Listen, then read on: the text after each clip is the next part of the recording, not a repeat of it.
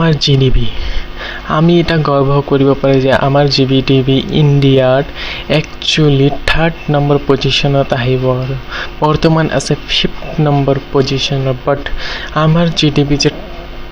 3rd number পজিশ্যনত আহিব এইটো আমি গৰ্ব কৰিব বাট কিন্তু আপুনি জানেনে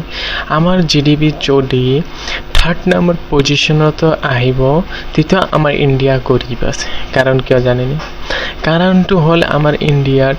10% মানুহৰ তাত খালি জিডিপি আধা আধিতকৈ অধিককৈ বেছি জিডিপি তেখেতলোকৰ আছে আৰু বাকী 20% জিডিপি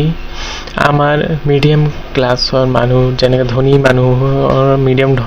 মানুহৰ ধনী মানুহৰে কওক আমিতো গৰিব আছোঁ ধনী মানুহৰ কওক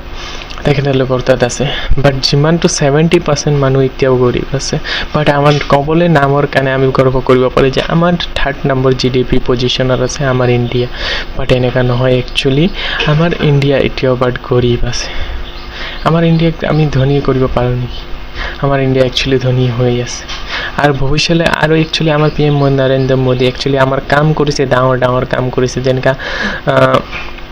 বহুত ডাঙৰ কাম কৰিছে অযোধ্যা ৰাম মন্দিৰ বোলে বা জাতিৰ প্ৰতি বহুত কাম কৰিলে তো এইবিলাক ধৰি এৰি কাৰণে বেছি পলিটিক্সত সোমাই নাযায় বেছি এইবিলাক ধৰি এৰি কাৰণে আমাৰ একচুৱেলি আসামতে এতিয়া চাই লওক ডক্টৰ হিমন্ত বিশ্ব শৰ্মা আসামৰ ফ্লাডৰ কাৰণে চববাৰ ইনস্পেকশ্যন কৰে কিন্তু ইনস্পেকশ্যন কৰি কাৰণেও কি একচুৱেলি হয় কি হাচিল হয় একচুৱেলি চববাৰটো ফ্লাড আহিয়ে যায় অৰুণাচলৰ পৰা পানী আহি যায় হিমালয়ৰ পৰা ব্ৰহ্মপুত্ৰত পানী যায় ব্ৰহ্মপুত্ৰত যেতিয়া পানী অভাৰফ্ল'ড হৈ যায় তেতিয়া চব পিনে ঘেৰাও কৰি পানী আহি কেনে ফ্লড হৈ যায় তেতিয়া হয় আসামৰ নাম আহে #AssamFlood #AssamFlood #HelpAssam নানা ধৰণৰ কমেণ্ট আহে